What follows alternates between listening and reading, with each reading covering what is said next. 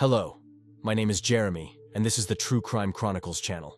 Today, I will tell you the horrifying story of the Inman family. The Inman household presented an image of impeccable harmony to the outside world. They were regular attendees at church every Sunday. However, within their tight-knit group, none could fathom the realities that unfolded in the privacy of their esteemed home. Back in 1983, William and Sandra Inman's paths crossed in a church setting, him being 18 and she at 16. Their union was blessed by their parents, leading to their marriage. The couple made their home in the modest community of Logan in Hocking County, Ohio. Bill Inman, a man of strong religious conviction, juggled his work in construction with playing musical instruments for the Skynia Faith Evangelical Church in the vicinity of Nelsonville, Ohio. Sandra took on the role of managing their home. The following year, in 1984, they were delighted to welcome their son, William Jr. To distinguish between the two, the head of the family was referred to as Bill, while the young one was known as Will. As time passed, William Jr. matured. At the age of 17 in 2001, he encountered a 15-year-old named Summer Cook at church, a meeting reminiscent of his parents' own. Will and Summer maintained a friendship for 3 years, leading to their marriage when Summer turned 18 in 2004. The newly married couple began their life together, residing with Will's parents in a generously sized residence in Logan, Ohio. In 2004, when he was 39, Bill Inman envisioned himself as a spiritual guide. He transformed his garage into a makeshift sanctuary, starting to hold gatherings there. Despite local skepticism towards this self-declared minister's actions, his enigmatic garage on their property began to draw first neighbors, then their friends, and more. Attendees sought solace, engaged in prayer, and left offerings. The following year, in 2005, Will and Summer were overjoyed with the arrival of their son, Alex. Around this time, the Inman household faced financial strain, as Bill's religious endeavors were not financially rewarding. The family resolved to relocate to another state in pursuit of employment opportunities. By 2006, the Inmans had fully resettled in Florida. There, both Bill and Will promptly secured employment in hotel construction. Meanwhile, Sandra and Summer devoted themselves to homemaking and nurturing young Alex. 2 years later, the Inman family made their way back to Ohio from Florida. By then, they had forfeited their Logan home due to an inability to reclaim it. Settling in a rental in Vinton's countryside, the family started a new chapter. Shortly after their relocation in 2008, Will and Summer welcomed their second child, a daughter named Kelly. By 2010, their family grew with the arrival of another daughter, Alana. Will and Summer, as young parents, often sought weekends away for relaxation and rejuvenation. Bill and Sandra, ever supportive, took on the role of caring for their grandchildren during these times. The weekends were filled with joy, as they cherished moments with their 3 grandchildren. In the spring of 2010, Bill Inman secured a pastor's license and proclaimed himself the head of the Skynia Faith Church. Along with his wife, he established a charitable entity named Ranch of Mercy to assist the jobless and homeless. His vision was to construct a large dwelling for orphans and widows, but financial resources were lacking. To address this, Bill conceived a lottery scheme. Each participant would purchase a ticket, with the proceeds earmarked for building the shelter. The grand prize was either a house or $200,000, plus 99 other significant rewards. The community became aware of this lottery through news and advertisements. Bill initially promoted it door to door, assuring a lavish reward with the surplus funds destined for a haven for the destitute. Price it at 10 per ticket, he sold 100,000 tickets, amassing $1 million for the project. The drawing was set for September 2010. In June 2010, a personal upheaval struck the Inman family when Summer expressed her desire to divorce Will, her husband of 6 years. This declaration came not long after she had penned a significant entry in her personal diary. "I'm so tired of pleasing everyone. I'm exhausted. Don't I deserve happiness? Don't I deserve to love someone again and feel loved in return? I don't know if now is the right time, but I want to tell Will everything. I feel terrible. I think he deserves to know the truth. He should know that I don't want to be with him anymore. I want to be alone, to find myself and understand who I am. Right now, I'm just a slave running around and following their orders. I love my children with all my heart. I wouldn't trade them for anything. I don't want them to grow up and see their mother just following orders. I don't know how Will react to all this. Maybe he'll get angry, try to take the children and run. Or maybe he'll start threatening me, hurt me, or worse. I think the children should see us both equally. I know Will's parents will turn against me and try to make me stay, but I know that won't change anything. Last night, Will asked me what I want, and I don't know. All I know is what I don't want. I don't want to be unhappy and feel trapped, but I couldn't tell him that. So I just sat there in silence. Every day, all I want to do is cry and sleep. Nothing more. I just don't know how to get out of this situation and make everything okay. Hopefully, when I make my next entry, I'll understand how to solve everything. Summer proceeded with the divorce and departed from the Inman residence, taking her son, both daughters, and her personal effects. They found refuge at the home of Summer's parents. Wishing not to sever the bond between the children and their father, she permitted visits with their dad as well as their grandparents. 2 months post-separation, in August 2010, Summer began a relationship with a man named Adam Peters. Concurrently, she secured employment at a bank in Logan's downtown area, assuming a cleaning role due to her limited educational background. September rolled in, marking the scheduled time for the Ranch of Mercy's house raffle, spearheaded by the Inman family. However, construction on the prize house had not commenced. Both September and October elapsed without any development, and the raffle was never conducted, with no explanations provided. The organization showed no urgency in refunding the participants.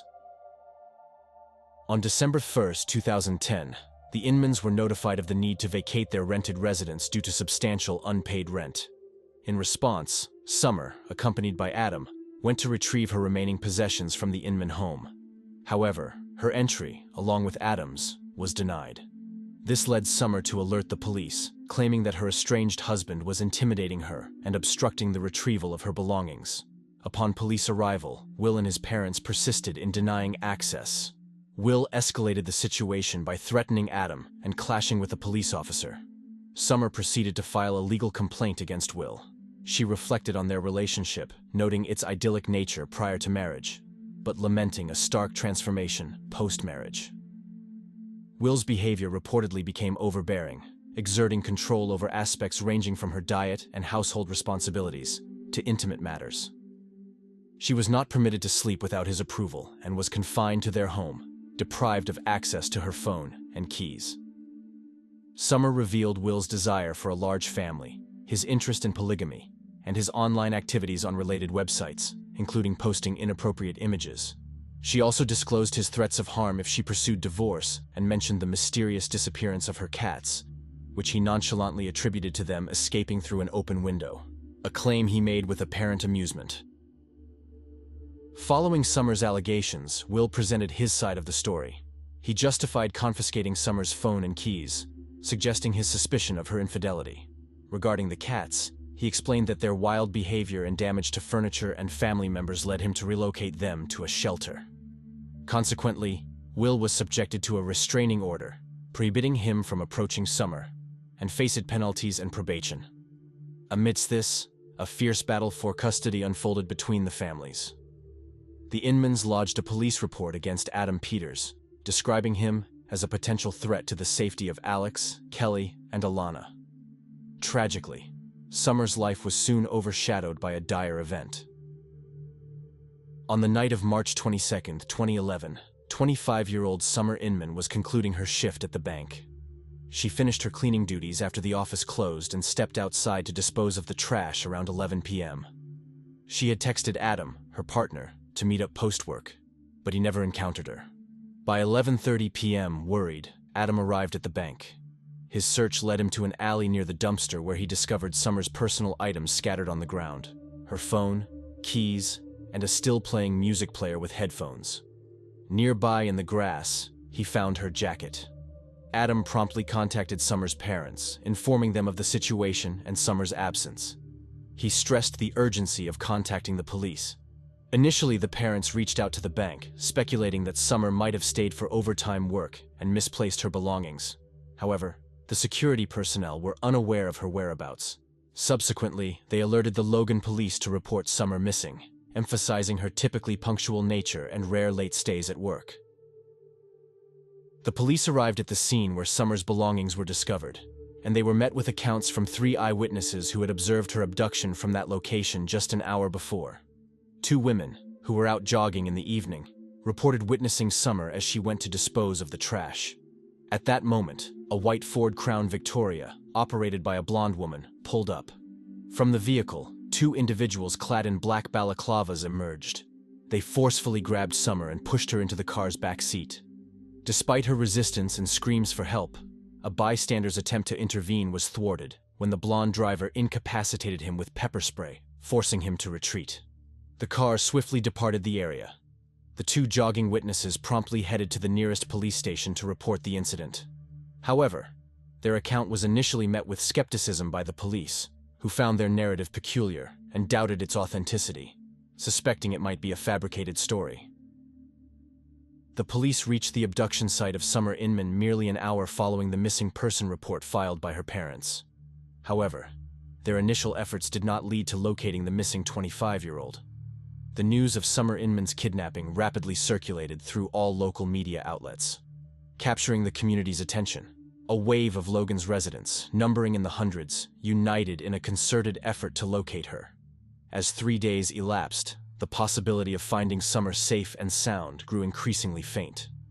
Throughout this harrowing time, her parents endeavored to maintain hope against despairing thoughts. Shortly before her disappearance, Summer Inman shared a photo on Facebook, featuring herself, her new partner Adam, and her children. The image portrayed them as a content family unit. Will Inman, who had access to Adam Peters' Facebook page, surprisingly still on his friends list despite being Summer's current partner, noticed this update. It raises an intriguing question. Why would a husband befriend his wife's new companion? The backstory revealed that Adam, a man without stable employment, had been hired by the Inmans a year earlier, in spring 2010, for various household tasks.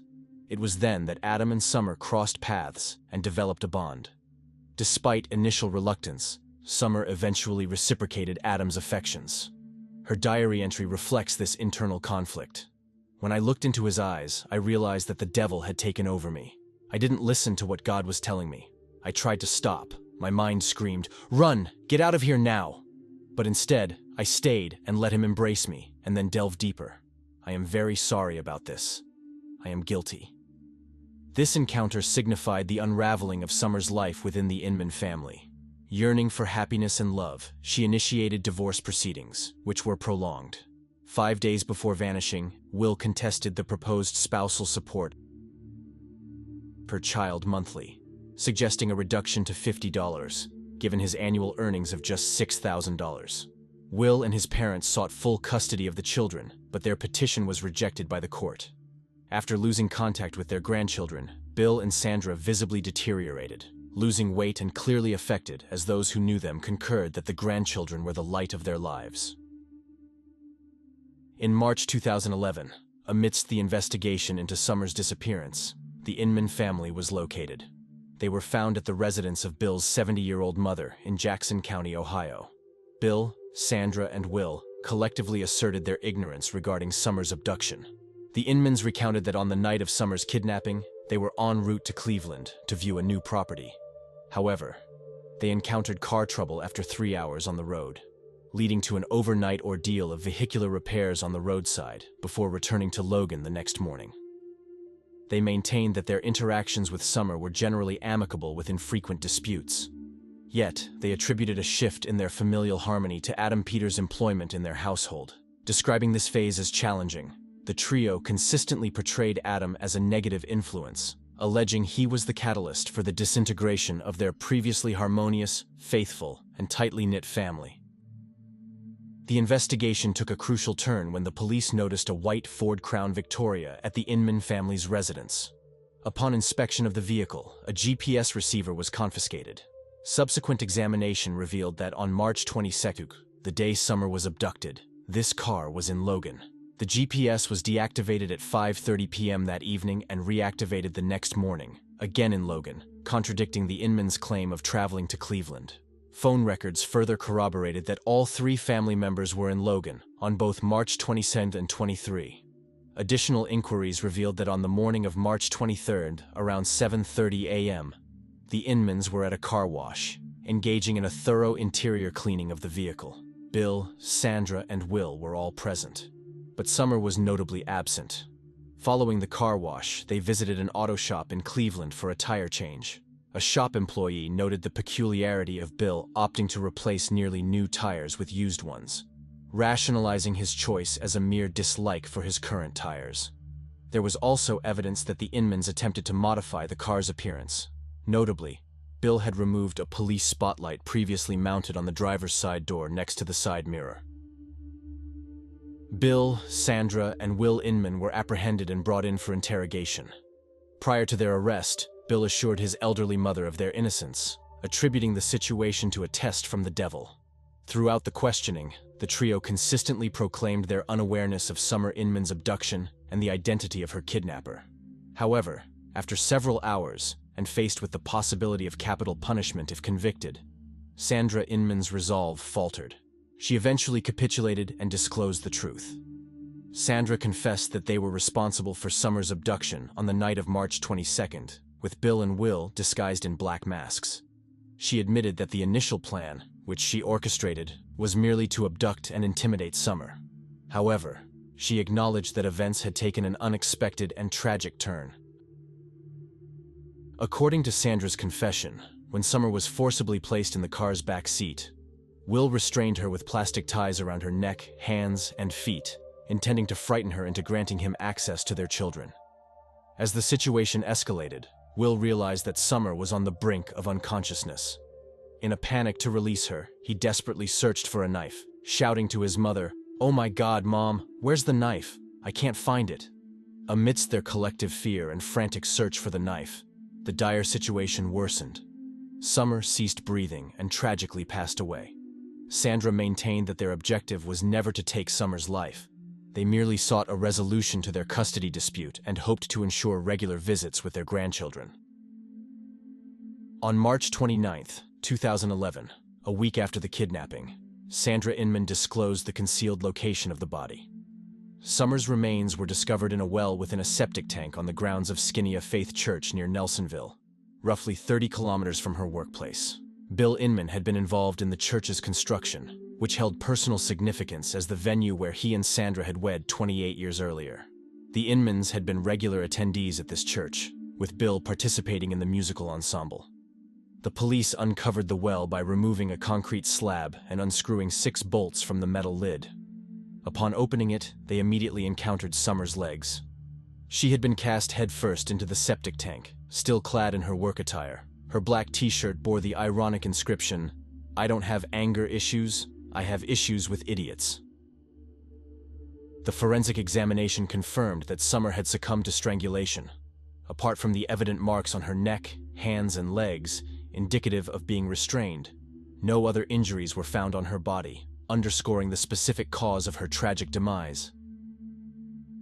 Sandra disclosed that her initial plan was to dispose of the body in a river, but she later reconsidered, deeming it safer to conceal it in the well near the church, believing it to be a place where it would surely remain undiscovered. She admitted to feeling profound shame for her actions and the irreversible consequences they led to. During the subsequent trial, 49-year-old Bill Inman and 28-year-old Will Inman did not acknowledge any responsibility for Summer's death. Throughout the proceedings, they remained largely silent, displaying no visible emotions and refraining from making eye contact with Summer's grieving parents. In contrast, 47-year-old Sandra Inman was the sole family member who acknowledged her role in the tragic events. She continued to assert that the scheme to intimidate Summer was her own doing. In a poignant moment before the sentencing, Sandra, overwhelmed with tears, faced Summer's parents and pleaded for their forgiveness. Her speech, though muddled by her emotional state and tears, conveyed a clear sense of regret. Sandra expressed that she viewed Summer as a daughter and lamented that if given the chance, she would unequivocally reverse her catastrophic decision. In 2012, the verdict was delivered, and all 3 members of the Inman family were convicted. Bill and Will Inman were sentenced to life imprisonment without the possibility of parole. Sandra Inman received a life sentence with eligibility for parole after serving 15 years. However, among their close friends and fellow church members who were familiar with the family's patriarchal dynamics, there was skepticism regarding Sandra's role as the mastermind behind the crime. It was widely acknowledged that Bill held the dominant position in the family, typically having the final word in any matter. Will, on the other hand, was perceived as a pampered child whose every wish was catered to by his parents. Those close to the family speculated that Sandra's confession and acceptance of blame were strategic attempts to reduce the potential legal consequences for her husband and son.